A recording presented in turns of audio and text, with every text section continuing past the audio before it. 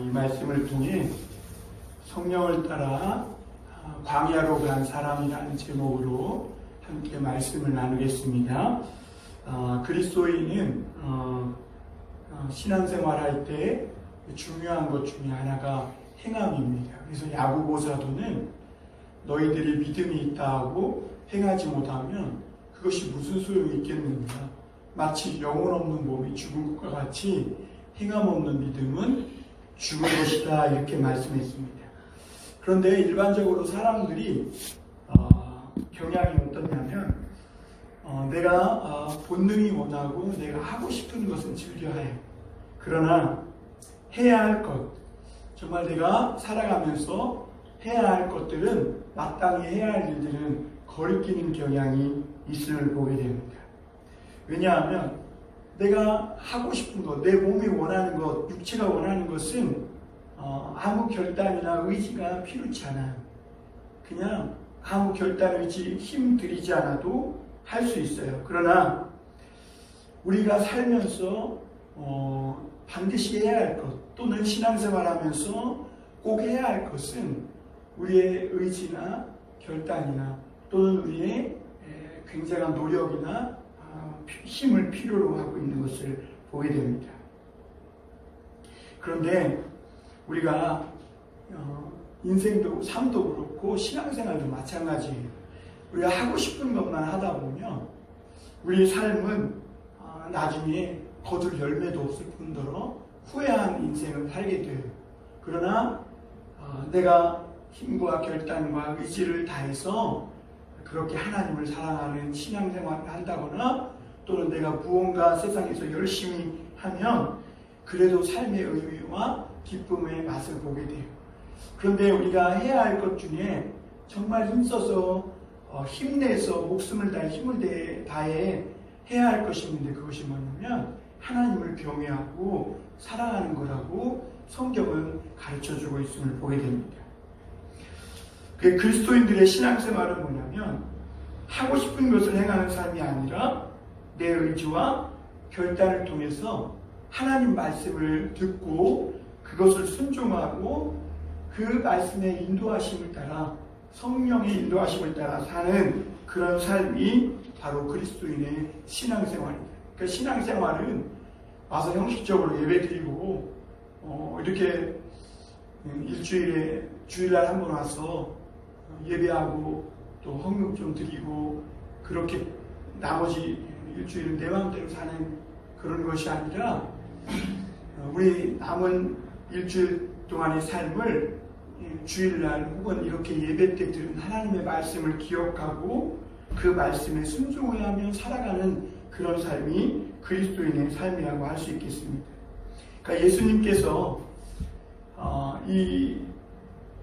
이제 죽으시고 부활하셨다가 하늘로 승천하시면서 제자들에게 남겨주신 말씀이 있는데, 그것이 사도행전 첫머리에 나와요. 그것이 뭐냐면 땅끝까지 복음을 전하라는 말씀이었습니다. 땅끝까지, 다시 말하면 너희들 사는 그 영역 안에서만 그렇게 예수 그리스도를 증거하지 말고 땅끝까지, 모든 경계선과 영역을 넘어서 어떤 장애물이 있든지 그 복음을 들고 땅끝까지 가라는 겁니다. 그래서 그 땅끝까지 주님의 증인이 되라, 이렇게 부탁을 하시고 예수님은 승천하셨어요. 그런데 우리가 앞서 사도행전 7장이나 6장에 그 7장에서도 봤듯이 스데반 집사님이 순교하면서 본격적으로 예루살렘 교회에 큰 박해가 일어났어요. 사도 바울이 바울 되기 전에 이 사울이라는 청년으로 있을 때에 유대교회에 얼마나 열심을 냈는지 예수 믿는 그리스도인들을 막 집집마다 찾아가서 다 잡아내가지고 때리고 죽이고 옥에 가두고 그랬던 것을 볼 수가 있어요. 그런데 이렇게 큰 교회에 큰 박해가 일어난 것은, 그러니까 하나님께서, 주님께서 무언가 이 초대교회에게 원하시는 그 뜻이 있었는데, 그것이 뭐냐면 주님이 막 마지막에 부탁하셨던 땅끝까지 주님이 되라는 이 명령을 가지고 이 예루살렘에만 머물러 있지 말고 빨리 나가서 복음을 증거하라는 그런 주님의 계획이 있었음을 우리가 이 말씀을 통해 보면 알 수 있습니다. 그럼에도 불구하고 제자들은, 사도들은 예루살렘을 떠나지 않아요. 박해가 일어났음에도 불구하고 그냥 예루살렘에 머물러 있음을 보게 됩니다. 그런데 그때 당시에 큰 박해가 있을 때 비록 사도들은 예루살렘에 머물고 그곳을 떠나지 않았지만 이 교회의 문제가 나서 교회의 그 문제를 해결하기 위해서 뽑혔던 7명의 집사라든지 성도들은 흩어져서 두루다니면서 복음을 전했다고 우리가 말씀을 보면 나오지요. 사도들은 떠나지 않으려 했지만 오히려 주님의 명령을 쫓아 제일 먼저 사마리아로 떠난 사람은 오늘 말씀을 보니까 빌립 집사였다는 것을 볼 수가 있어요. 그리고 이렇게 빌립 집사로 인해서, 사마리아로 떠난 빌립 집사로 인해서 이 사마리아의 많은 사람들이 복음을 받아들이게 되고, 그리고 그 사마리아 성에는 막 붙었던 귀신이 떠나가고 하나님의 성령이 역사하면서 우울하고 무언가 답답하고 어두웠던 그 사마리아의 성이 기쁨으로 바뀌어지는 역사가 있게 돼요. 그러니까 이게 복음의 역사예요. 복음이 들어가면 어두움이 떠나가는 거예요. 그러니까 내 마음에도 그래요. 내 마음에도 어두움이 가득할 때 예수 그리스도의 십자가의 은혜, 그 복음을 붙들으면 그 어둠이 떠나가는 거예요. 그러나 우리가 내 자신으로 교만해져 있고 내 의로 충만해져 있으면, 그리고 그래서 복음을 받아들이지 않으면 우리 마음은 늘 어둡고 또 기쁨과 즐거움이 아니라 늘 무거운 짐에 짓눌린 삶을 살 수밖에 없게 되는 것이죠. 오늘 정작 성령의 인도함 받는 사람은 빌립 집사였다는 것을 볼 수가 있습니다. 오늘 성령을 따라 사는 사람은 그럼 어떤 사람이냐? 예수님으로부터 사도의 직분을 받아야 되느냐? 아니면 어떤 다른 직분을 받아야 되느냐? 무언가 특별한 자격이 있어야 하느냐? 아니라는 거예요. 오늘 성령을 따라 사는 사람은 어떤 사람이냐면 성령의 자기의 삶을 인도함을 받는 사람. 그래서 이 성령의 인도함 받는 사람은 어떤 장애물도 뛰어넘는 사람이라는 것을 오늘 26절, 27절에서 보게 되는데요. 다시 한번 보겠습니다. 주의 사자가 빌립에게 말하여 이르되 일어나서 남쪽으로 향하여 예루살렘에서 가사로 내려가는 길까지 가라 하니 그 길은 광야라. 일어나 가서 보니 에티오피아 사람 곧 에티오피아 여왕 간다게의 모든 국고를 맡은 관리인 네시가 예배하러 예루살렘에 왔다가, 이렇게 말합니다. 오늘 이 사마리아를, 이 박해를 피해서 사마리아로 떠나는 이 빌립에게 예수님이 나타나서 뭐라고 말하냐면, 주의 사자가 나타나서 예루살렘에서 가사로 내려가는 길까지 가라는 거예요. 그런데 그 길을 가보니까 그 길은 뭐라고 그랬어요? 광야라고 그랬어요. 어떻게 보면 주의 음성을 들었는데 그 주의 음성을 듣고 가는 곳이 광야인 것. 그리고 그곳에서 갔더니 광야인데 아무것도 없을 줄 알았는데 주의 말씀을 듣고 순종해서 갔더니 그곳에 누가 있는 거예요? 에티오피아 네시, 여왕 간다게의 국고를 맡은 네시가 그곳에 있는 거예요. 그리고 오늘 말씀에 계속되는 전개 내용은 뭐냐면, 그 네시가 이사야의 글을 읽다가 그것이 깨달아지지 않아서 굉장히 답답해 있는데, 빌립이 마침 그 말씀을 통해서 예수 그리스도의 복음을 가르쳤을 때 그 간다게의 여왕 간다게의 국고를 맡은 이 네시가 그 복음을 받아들이고 예수님을 영접하고 광야에서 물을 만나죠. 어떻게 광야에서 물을 만났을까? 참 하나님의 은총이죠. 그래서 그 물을 만나서 마침 그 물을 통해서 어떻게 해요? 세례를 받게 됩니다. 그리고 이 에티오피아 네시를 통해서 훗날 보면 이 아프리카 대륙에 예수 그리스도의 복음이 증거되기 시작하고, 그 복음은 예루살렘에서 아프리카의 땅끝까지 이 복음이 뻗어나가는 것을 오늘 사도행전은 우리에게 밝혀주고 있음을 보게 됩니다.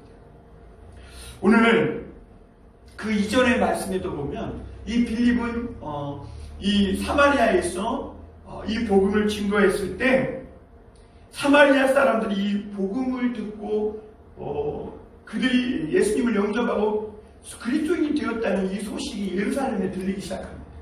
그런데 예루살렘의 사도들은 그 소식이 충격적인 거예요. 왜냐하면 유대인들, 그러니까 예수님을 믿는 유대인들 생각에는 이 복음은 자기들 것만으로 생각된 거예요.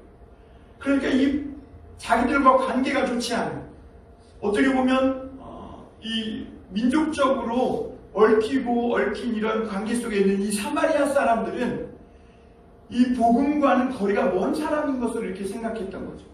그런데 박해 때문에 사마리아에 가서 빌립이 복음을 전했을 때 그들도 복음을 받아들이고 그리스도인이 되었다. 이 소식은 유대인들에게는 상상할 수 없는 큰 충격이 되었던 거예요. 그래가지고 진리를 파악하기 위해서 지난 수요일날 말씀을 드렸지만 이게 진짜냐 사실이냐 이것을 파악하려고 예루살렘 교회에서 베드로와 요한을 보냈어요. 베드로와 요한이 와보니까 진짜 이 사마리아 사람들이 복음을 받아들이는 거예요. 그리고 예수님을 영접하는 거예요. 그런데 한 가지 부정한 것은 이들이 성령을 받지 못한 거예요. 그래가지고 성령을 받지 못한 그 사마리아 사람들을 향해서 베드로와 요한이 안수기도 하면서 성령 받기를 구하니까 그들도 성령을 받기 시작하면서 놀라운 역사가 일어나기 시작합니다.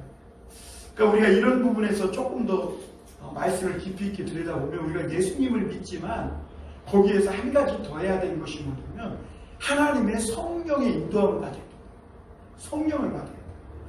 예수님을 믿으면 모든 사람이 성령이 있는 건 사실이에요.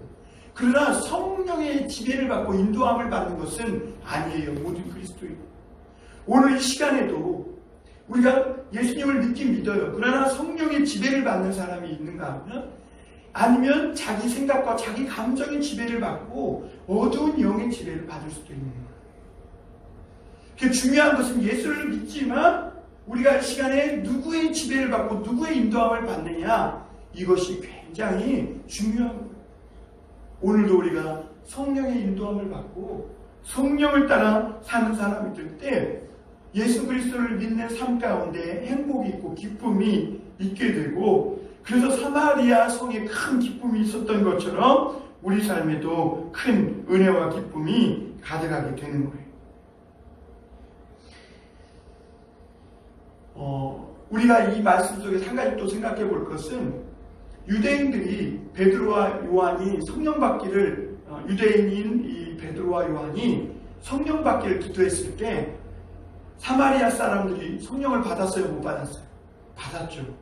그러면 이 유대인들에게는 한 가지 깨달아야 할 것이 있는데 그것이 뭐냐면 우리가 지금 예루살렘을 지키는 것이 이게 주님의 뜻이 아니라는 것을 빨리 깨달아야 돼요. 왜냐하면 예수님이 이미 땅끝까지 복음을 전하여 내 주인이 되라고 말씀하셨고 또 그들이 자기들의 편견과 생각을 뛰어넘어서 사마리아 사람들이 복음을 받고 성령을 받았다는 것을 봤을 때 그들은 예루살렘 교회에 박해가 일어났다면 빨리 복음을 들고 그 다른 지역으로 땅끝까지 그들의 삶의 방향을 바꾸어야 됐어요. 그러나 그들은 오늘 이 말씀 앞부분에 보면 이 사마리아 사람들이 성령을 받는 것을 보고도 다시 어디로 가요? 예루살렘으로 돌아가 버리는 것을 볼 수가 있습니다. 정작 빌립은 오히려 사도는 아니지만 주님의 말씀을 기억하고 오히려 사마리아 나아가서는 가사, 광야, 오늘 마지막 절에 보면 아소도까지 가서 두루다니면서 복음을 증거하는 것을 볼 수가 있습니다. 비록 이 빌립은 집사에 불과했지만 그는 성령과 지혜가 충만한 사람이었고 빌립이 그 주님의 말씀에 순종해서 나아갈 때 그 빌립 한 사람으로 인해서 복음이 전파되고 그 복음이 땅끝까지 뻗어나가는 그런 첫 걸음을 떼게 되는 것을 볼 수가 있습니다. 빌립이라고 왜 유대인과 사마리아 관계를 몰랐겠어요? 빌립도 유대인이니까 사마리아인과 유대인들의 관계가 굉장히 좋지 않다는 것을 알고 있어요. 여러 가지 장애물이 있었죠. 만약 이 빌립이 유대인 이 사마리아 성에 가서 복음을 전했을 때 오늘 본문에는 나오지 않지만 유대인들은 빌립을 향하여 굉장히 손가락질하고 조롱했을지도 몰라요. 왜냐하면 마치 지금 우리나라 사람들이 일본과의 관계가 민족적인 그런 관계가 있듯이 유대인과 사마리아인들이 그런 관계가 있었거든요. 그러니까 지금 가서 유대인들에게, 일본인들에게 우리가 어떤 위안부 이야기를 한다든지 그런 이야기를 하면 조롱과 비난의 대상이 되듯이 당시 빌립도 사마리아인에게 가서 복음을 전하면 다른 유대인들에게 그런 조롱과 비난과 어떤 조소를 당할 수밖에 없었는데 그런 장애물에도 불구하고 사마리아까지 가서 복음을 전했던 것을 볼 수가 있습니다. 빌립은 이런 것을 통해 보면 성령을 따라 행하는 사람이 분명한 것을 볼 수 있어요. 그러니까 빌립은 어떤 사람의 말을 듣지 않아요. 현실의 상황에 귀 기울이지 않아요. 그냥 상황에 따라 살지 않아요. 닥치는 대로 살지 않는다는 거예요. 철저하게 성령의 인도함을 따라 사는 거예요. 그러니까 나는 무계획으로 그저 살아가는 것 같지만 성령은 빌립을 향한 하나님의 큰 계획을 가지고 이 빌립의 삶을 인도하고 계시고, 그리고 그 빌립은 주님께 자기의 삶을 맡겼을 때 어떤 자기도 생각하지 못한 큰 주님의 계획을 이루는 그런 하나님께 쓰임받는 사람으로 살게 됩니다. 요즘 유행어가 있죠. 누구에게는 다 계획이 있나 봐. 그래, 우리 인생에 우리 인생을 향한 나의 계획은 어떻게 보면 모호해요. 내 인생 미래가 어떻게 될지 분명한, 조금도 오차도 없이 분명한 계획을 세울 수 있는 사람은 아무도 없어요. 내 장래 계획은 예수 그리스도의 이 성령을 따라 사는 거예요. 그것이 내 계획이에요. 그러면 주님께서 내 인생의 걸음을 인도해 주세요. 그러므로 우리가 예수 그리스도를 믿고 신앙생활을 한다는 것은 내 인생의 미래를 주님께 맡기는 것이고, 오늘 내가 성령을 따라 산다는 것은 하나님께서 나를 만들 때 가지셨던 그 내 인생을 향한 계획에 내가 부합하는 삶을 산다는 것. 빌립이 이렇게 주님의 음성에 귀 기울이고 순종했을 때 사마리아에 놀라운 일이 일어났죠. 앞서 말씀했던 것처럼 모든 인생의 어둠과 슬픔으로 가득했던 이 사마리아 땅에 순종한 이 빌립 한 사람으로 인해서 기쁨이 가득한 그런 지역으로 바뀌게 되는 것을 볼 수가 있습니다. 우리가 지난 금요일날 물이 포도주로 변한 사건에서도 봤듯이 우리 한 인간에게도, 한 인간의 개인의 인생에도 슬픈 일, 어려운 일, 힘든 일 다 있어요. 예상치 못한 어려움들을 만나요. 행복할 줄만 알고 결혼했더니 결혼 생활이 이렇게 힘들지 누구나 알았겠어요. 이렇게 자기 인생에 다 장밋빛을 그리지만 우리 인생이 장밋빛만은 아니에요. 내 인생이 미래가 밝을 것 같지만 어려움이 다 있어요. 그러나 그 인생의 어려움과 또는 예상치 못한 힘든 어떤 시련으로 인해서 우리 인생이 슬프고 쓰고 힘들 수밖에 없지만, 그러나 예수 그리스도를 믿고 그 말씀에 순종하면 물과 같이 아무 맛 없는 내 인생이 포도주와 같이 향기 나고 기쁨이, 즐거움이 가득한 그런 인생으로 바뀔 수 있게 되는 것이죠. 빌립은 사마리아에서 복음을 전해서 큰 성공을 거둡니다. 어떻게 보면 거기에다가 새로운 사마리아 교회를 하나 크게 세우고 거기에서 거창하게 목회를 하며 편안하게 지낼 수 있겠죠. 그러나 빌립의 인생의 목적은 그게 아니에요.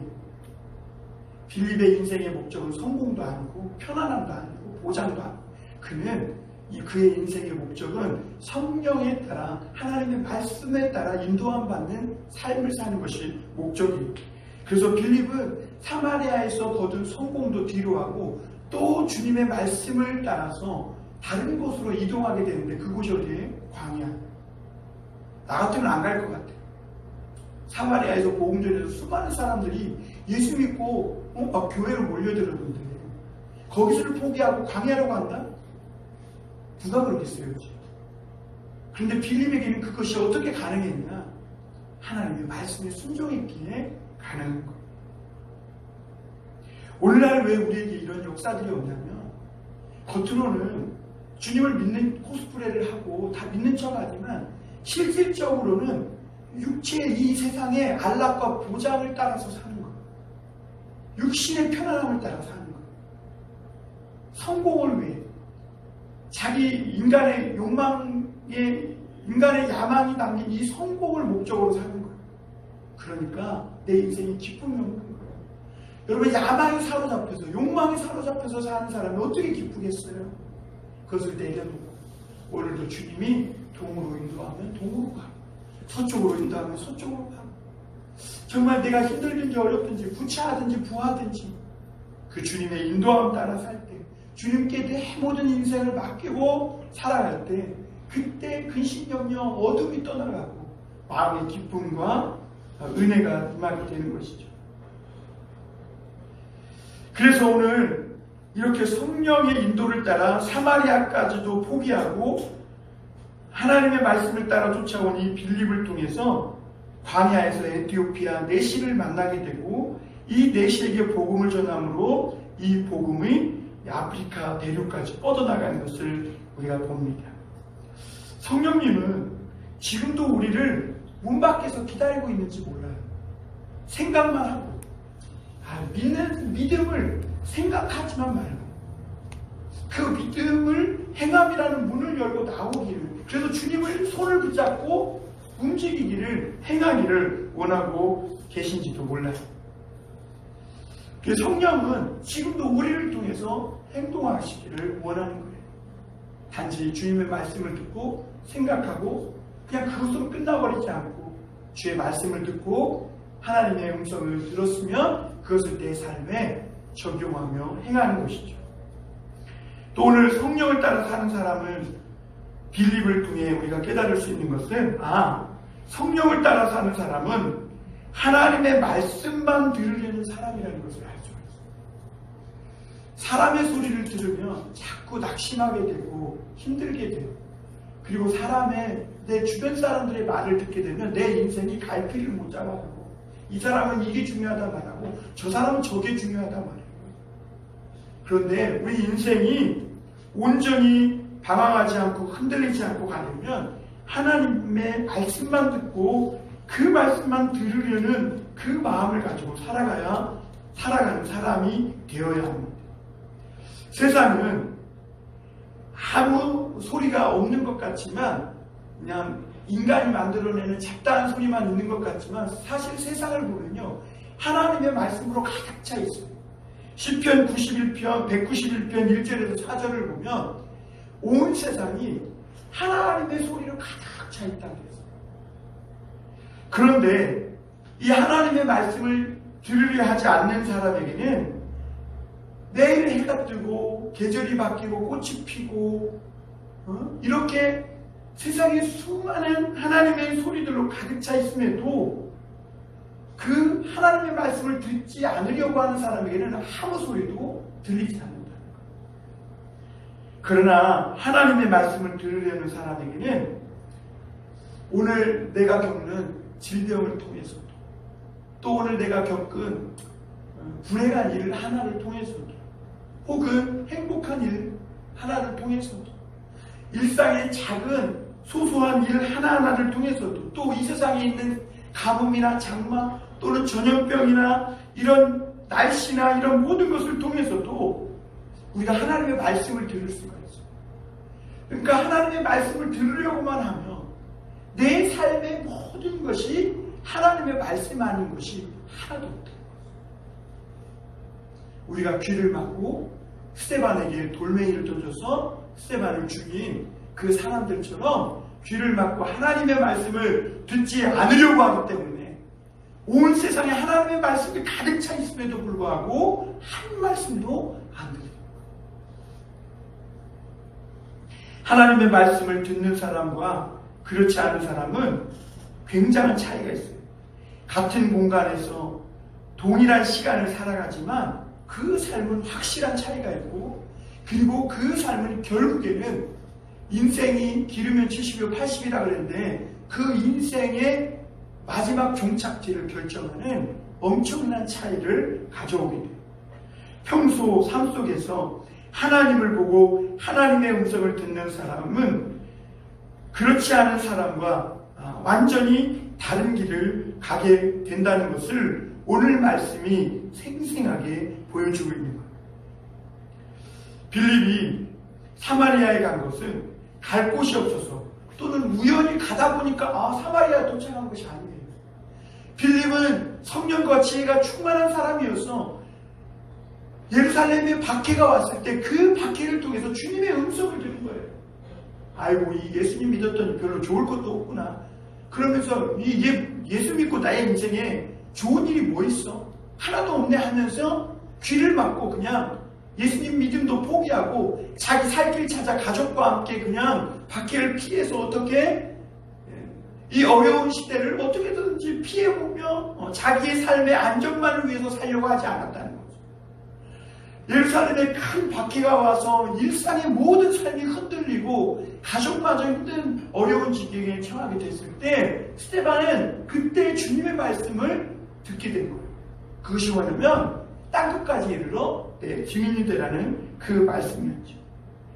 그리고 이 빌립은 두 번 주저하지도 않고 그렇게 주님 말씀이 들렸을 때 가족도 있는데 어떡하나, 우리가 어디로 이사 가야 되나, 뭐 먹고 사나, 이런 생각하지 않고 주님의 말씀만 듣고 갔더니 그곳에서도 또 다른 삶을 하나님께서 예비해 주셨고, 정말 빌립은 자기 인생의 어떤 만족과 기쁨만이 아니라 하나님의 뜻을 이루고 하나님의 큰 계획을 이루어가는데 쓰임받는 정말 의미 있고 가치 있는 인생을 살게 된 것을 볼 수가 있습니다. 그러므로 이 빌립은 사마리아에 가서 복음 전하는 이 일을 그냥 우연히 어떻게 할 수 없어서가 아니라 마땅한 일이라는 이 진리를 깨닫게 되었고, 그리고 그 진리를 깨달았을 때 이 빌립은 사마리아 사람은 이래서 안 되고 저기 사람은 저래서 안 되고 하는 인간이 가질 수밖에 없는 이 편견들, 종교적 편견들, 인종적 편견들, 이런 편견을 다 예수 그리스도의 말씀 안에서 문 허물어뜨렸다는 거예요. 그러니까 주님 말씀만 들을, 말씀 안에서 편견이나 어떤 차별이나 이 모든 것들을 하나님 앞에 내려놓게 된 것이죠. 그 29절에 보면 이렇게 말합니다. 29절 한번 보겠습니다. 성령이 빌립더러 이르시되 이리스도로 가까이 나아가라 하시거늘 이렇게 말합니다. 이렇게 하나님의 말씀을 순종하고 나아갔더니 드디어 빌립은 내 삶 속에 계신 성령님을 느끼기 시작하고 그 음성이 확실하게 들리기 시작했어요. 왜 내 삶 속에 내가 하나님의 음성을 느끼지 못하고 하나님의 음성을 듣지 못하는가? 자기의 편견 안에 갇혀있기 때문에 내 편견을 깨고 주님 말씀을 듣고 순종하려 하니 주님의 음성이 들리기 시작하고, 그런 빌립에게 주님의 음성은 점점 더 구체적으로 세밀하게 들리기 시작합니다. 심지어 하나님의 마음까지도 알아차리게 돼요. 그것이 어디에서 나타나냐면 주님의 음성을 듣고 갔는데 광야에, 광야에서 만난 사람이 누구예요? 흑인이에요. 흑인. 에티오피아 하면 아프리카 사람. 거기다 직책이 뭐예요? 내시. 내시가 뭔지 알아요? 내시는 고자잖아. 그렇잖아요. 유대인들은요, 율법에 의하면 내시는 상종할 수도 없어요. 흑인들은 상종할 수도 없는 사람. 거기다가 내시들 고자된 사람, 사이든 타이든 고자된 사람은요 성전에 들어올 수도 없고요. 유대인들과 상중에서 교제할 수도 없는 사람, 부정한 사람이라는 거예요. 만약에 이 빌립이 하나님의 음성을 듣고 세밀한 주의 음성을 듣는 사람이 아니었다면 내시를 만났어도 그냥 지나쳤을 수도 있어요. 하나님이 저런 사람까지 복음을 전하게 하지는 않을 거야. 이렇게 왜 흑인에다가 내시였습니까? 우리도 광야에서 흑인 만나면 어때요? 우리도 미국에서 아무도 없는 공원 이런 데서 흑인 만나면 무서워요. 특히 노숙자 쪽 있는 데서 흑인 만나다면 무서워요. 왜냐하면 우리 속에 이 인종적인 편견이 아직도 자리하고 있기 때문에. 그런데 빌립은요 그 주님의 음성을 듣고 순종하며 나아갔을 때, 내시를 만났을 때 그렇게 생각하는 것이 아니라 거기서도 하나님의 음성이 들리기 시작했는데, 그것이 뭐냐면 하나님은 이런 이방인 내시에게까지도 주의 복음을 증거하기를 원하시는구나 하는 주님의 마음까지도 알아차리게 돼요. 그래서 성령의 인도함 받는, 성령을 따라 사는 사람은요 주의 마음을 알아차리게 돼요. 내 편견으로 하나님의 뜻을 재단하고 또는 자르고 제거하고 내 입맛에 구미에 맞게 자르고 각색하는 게 아니라 하나님의 말씀을 있는 그대로 듣게 되고 주님의 마음을 알아서 그곳에서도 주님의 음성을 듣게 돼요. 그러니까 빌립은 거기서도 주님의 음성을 들으려 하다 보니까 하나님의 음성이 들리기 시작합니다. 아니 내가 박해를 피해서 사마리아에서 이렇게 복음을 전했고 또 광야까지 나왔는데, 광야까지 주님이 인도하셨는데 결국 만난 사람이 아프리카 흑인 넷이란 말인가? 이런 생각하지 않고 여기서도 하나님이 하실 일이 있는가 보다 라고 주께 순종했을 때 주님의 음성이 들리더라는 거죠. 그래서 27절에 보면 빌립이 어떻게 해요? 일어나 가서 보니 그랬고요. 30절에도 보면 이렇게 말해요. 우리 30절을 한번 같이 읽어볼까요? 30절 시작. 빌립이 달려가서 선지자 이사야의 글 읽는 것을 듣고 말하되 읽는 것을 깨닫느냐 그랬어요. 빌립이 어떻게 했어요? 주저했어요? 아니에요. 달려갔다고 했어요. 빌립은 어떻게 보면 절망적인 것 같은 상황에서도, 광야에서 더군다나 만난 사람이 흑인 내시에도 불구하고 그런 절망적인 상황 가운데에서도 오히려 하나님의 말씀을 듣고 이방인까지 자기에게 맡기시는 이 하나님의 은혜를 깨닫기 시작한 거예요. 하나님의 말씀만 들으려는 이 빌립은 사도들도 해내지 못한 최초의 이방인 복음 전도자가 된 거예요. 하나님의 은혜가 없는 자리는 없어요. 그곳이 광야 한복판이고 심지어 스는물 마라를 만났을지라도 그곳에서도 하나님의 말씀만 듣고 은혜를 구하는 사람에게는 하나님의 은혜가 있어요. 그러나 하나님께 귀를 막고 하나님의 은혜를 받으려 하지 않는 사람에게는요, 어떤 좋은 자리에 갔더라도 하나님의 은혜를 받지 못합니다. 성령은 빌립에게 단지 가까이 나아가라 이렇게 말했을 뿐인데 빌립은 어떻게 했어요? 같이 해볼까요? 달려갔다. 주저하지 않았다. 빌립은 성령이 가까이 가라 그럴 때 가기 싫어가지고 이렇게 막 하면서 찌뼛찌뼛하면서 억지로 막 오늘 교회 가면 금요일날 안 가고 막 이러지 않았다는 거예요. 달려갔다. 하나님의 말씀만 들으려는 사람에게는 어떤 상황도 절망적인 상황이 없어요. 우리가 이런 얘기 듣잖아요. 제주도에 그 돈가스 집이 갔잖아요. 그렇죠. 거기에 여름도 아니고 추운 겨울인데 비까지 추적추적 내리는데 거기다 텐트 치고 3시간 기다려요? 아니잖아요. 6시간 기다려요? 아니잖아요. 심지어 14시간 기다린다. 아니 그 만원짜리 돈가스 하나 먹으려고 그렇게 자기 삶을 지불할까? 그 돈가스 하나가 그렇게 자기 인생에 가치가 있을까? 이런 생각이 들죠. 그런데 요즘 세대는 그것에 그렇게 가치를 두는 거예요. 허무한 것에 어떻게 보면 잠깐 뱃속에 들어가면 모든 음식이 다 똑같잖아요. 돈가스 맛있는 거 먹어봐야 입에서 잠깐 맛있다는 느낌을 받는 것 뿐인데 그거 하나를 얻기 위해서 그들은 엄청난 비용을 지불하고. 그런데 오늘날 많은 그리스도인들은 하나님의 말씀과 은혜를 받는 데 있어서 조금 더 지불하려고 하잖아요. 돈가스보다 훨씬 더 맛있고 돈가스보다 내 인생을 확실하게 책임져 줄 하나님의 말씀과 은혜를 받으려 함에 있어도 조금 더 대가를 지불하지 하려 하지 않아요. 설교가 조금만 길어도 막 싫어하고 거기서는 14시간씩 막 비 오는데도 비 맞아가며 텐트 치며 추위와 떨면서도 기다리고 그 비용을 자기 인생의 하루를 지불하면서도 하나님의 은혜를 받고 하나님의 말씀을 받으려 하면은 1시간도 자기 24시간 중에 1시간도 지불하지 않으려고 해요. 그러니 그곳에 그런 사람들이 어떻게 하나님의 은혜를 받을 수가 있겠어요? 어떻게 느낄 수가 있겠어요?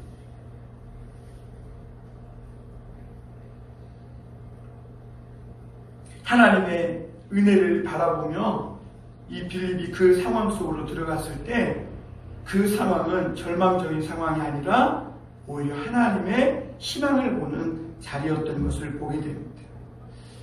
오늘 한 가지 마지막으로 또 생각해 볼 것은 성령을 따라 사는 사람은 오직 예수로만 사는 사람입니다.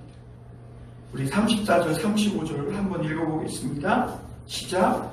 그 내시가 빌립에게 말하되 청컨대 내가 묻노니 선지자가 이 말하는 것이 누구를 가리킴이냐 자기를 가리킴이냐 타인을 가리킴이냐. 빌립이 입을 열어 이 글에서 시작하여 예수를 가르쳐 복음을 전하니 그랬어요.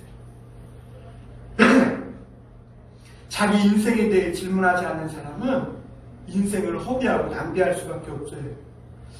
오늘 에티오피아 내시는 자기를 향해 달려와준 이 빌립에게 빌립을 통해 예수 그리스도의 복음을 듣고 예수님을 영접하고 광야에서 물을 만나는 하나님의 은총을 통해 세례까지 받고 사망에서 생명으로 옮겨지는 하나님의 자녀가 되는 놀라운 은혜를 받아요.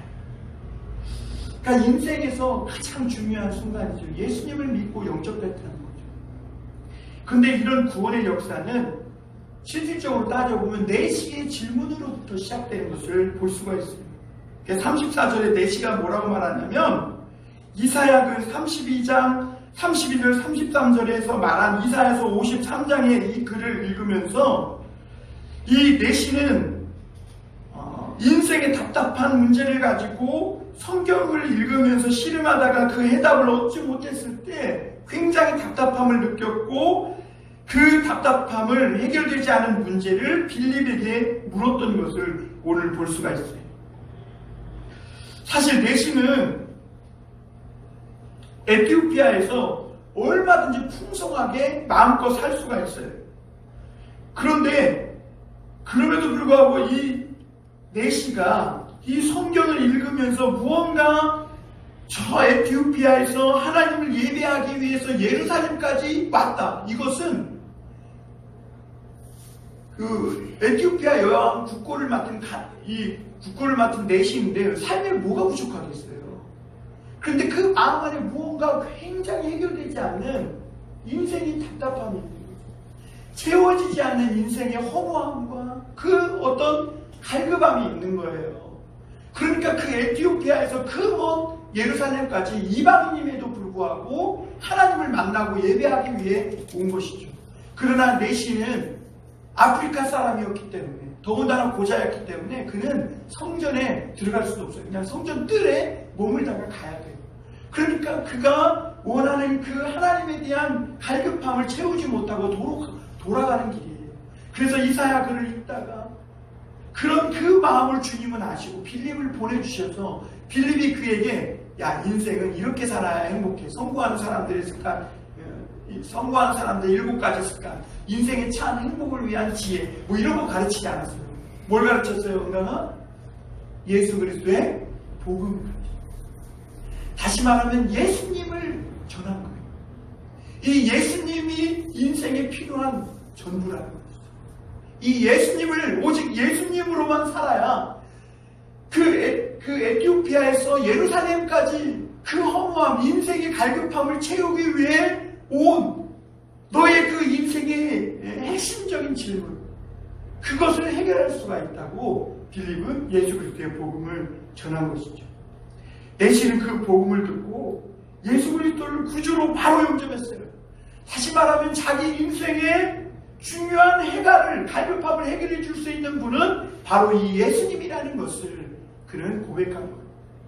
그리고 자기는 그 예수님을 믿고 자기의 죄를 예수 그리스도 앞에 회개하고 그 주님을 자기 인생의 구주로 믿고 세례를 받고 새로운 인생을 사는 기쁨을 누릴 수 있었던 것이죠. 오늘 우리는 인생에 대한 많은 질문이 있어요. 우리도 해결되지 않은 인생에 질문이 있어요. 오늘도 우리가 삶의 현장에서 예수님을 믿는데 내 인생은 왜 이러지? 우리 가정은 왜 이러지? 나는 예수님을 믿고 여기까지 왔는데 더 나아진 것은 없고, 오늘 빌립처럼 사마리아로 가서 사마리아에서 광야에서 더군다나 흑인 에티오피아 내시를 만나고 거기서도 또 아소도와 또 그 주변으로 마치 유랑민처럼 계속 떠도는 내 인생은 이게 뭐지? 하고 자기 인생에 대한 질문을 놓고 씨름하고 있는 사람도 있을 수 있어요. 그런데 오늘 에티오피아 내시가 그 질문을 통해 예수님을 영접하고 그 만족함을 얻고 돌아갔듯이 오늘 우리에게도 광야에서 물을 만날 수 있는 은혜는 예수 그리스도에 대한 내 인생에 대한 질문을 하고 그 질문을 해결해 주실 수 있는 분은 오직 예수님이라는 것을 믿을 때만 가능하다. 그런 사람들은 광야에서도 물을 만나는 하나님의 은총이 있게 돼요. 우리 인생은 어떻게 보면 광야 한복판에 서 있는 사람들이에요. 그곳에서 어떻게 물을 만나는 하나님의 은총을 경험하며 살 것인가? 어떻게 인생의 마른 목을 축이며 그 물로 세례를 받고 내가 새롭게 거듭난 새로운 삶을 살 수 있겠는가? 그것은 오직 예수 그리스도만으로 살 때 가능하다는 것이죠. 오늘도 그 예수님이 우리의 인생을 인도해 주시길 바라고, 지금도 문 밖에 서 있는지도 몰라요. 문을 열고 이제 그 주님의 손을 잡으세요. 이제는 예수님을 믿었다면 이제는 그 주님과 손 붙잡고 함께 동행하는 저와 여러분이 되심으로 우리 인생 가운데에서도 하나님을 만나는 성령의 인도함을 받는, 그래서 기쁨이 충만한 삶이 되기를 주님의 이름으로 축원합니다. 기도하겠습니다.